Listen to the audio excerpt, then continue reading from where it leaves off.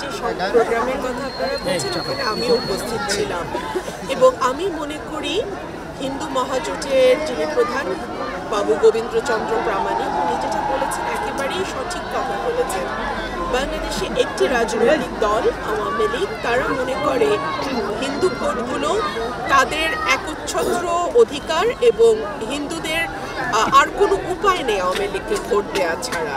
এবং এর ফলে যেটা হয় যে তারা মনে করে হিন্দুরা থাকলে ভোট চলে গেলে জমি।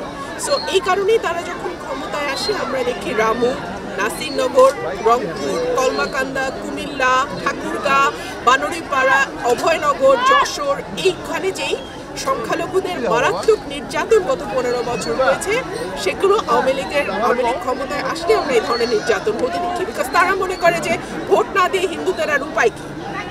আপনারা ইভেন এটাও দেখেছেন যে সাবেক প্রধানমন্ত্রী শেখ হাসিনার যেই কনস্টিটিউয়েন্সি তার যেই মানে নির্বাচনী এলাকা সেই কোটালী পাড়াতে বেনজির একজন পুলিশ কর্মকর্তা কিভাবে সংখ্যালঘুদের জায়গা দখল করেছে এবং কোনো রকম কোনো বিচার বা জবাবের মুখোমুখি তাকে হতে হয় নাই।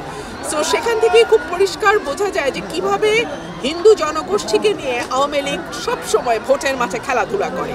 এবং যখন শেখ হাসিনা দেশ থেকে পালিয়ে যেতে বাধ্য হলো আমরা দেখলাম যে হিন্দু জনগোষ্ঠীকে তারা নানানভাবে উস্কে নানানভাবে তাদেরকে প্রভোগ করে তারা মাঠে নামালো এবং বলা হলো যে নানান রকম নির্যাতন নিপীড়ন হিন্দুদের উপর করা হচ্ছে।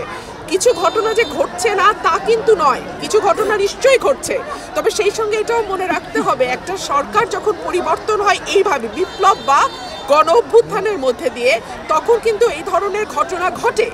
সেটা যতদূর সম্ভব কমিয়ে আনার চেষ্টা সকলের করা উচিত, আইনকে তার নিজস্ব গতিতে চলতে দেওয়া উচিত এবং আমরা আশা করি পুলিশ প্রশাসন এবং বিচার বিভাগ তারা তাদের দায়িত্ব সঠিকভাবে পালন করবে। তাহলে বাংলাদেশে কোনো নিরপরাধ মানুষ সে হিন্দু হোক, মুসলমান হোক, বৌদ্ধ হোক, খ্রিস্টান হোক সে নিরাপদে বাংলাদেশে বাস করতে পারবে এবং কোনো অন্যায়ের শিকার হবে না। আবার একটু শেষ প্রশ্ন আমাদের, সেটা হচ্ছে আরাকান আর্মি মংডু দখল করেছে, বলা হচ্ছে ভারতীয় মিডিয়ায় প্রপাগান্ডা ছড়ানো হচ্ছে যে চট্টগ্রাম তারা দখল করে নেবে, এই নিয়ে তোলপাড় চলছে। এই ব্যাপারে আপনার বক্তব্য আসলে কি সম্ভব? এটা দেখুন, ভারতীয় মিডিয়া তো একটার পর একটা প্রপাগান্ডা করেই যাচ্ছে এবং তারা যেভাবে বাংলাদেশের সংখ্যালঘুর সহিংসতা দেখাতে চাইছে বলতে চাইছে সেটার সঙ্গে বাস্তবের কোনো মিল নেই।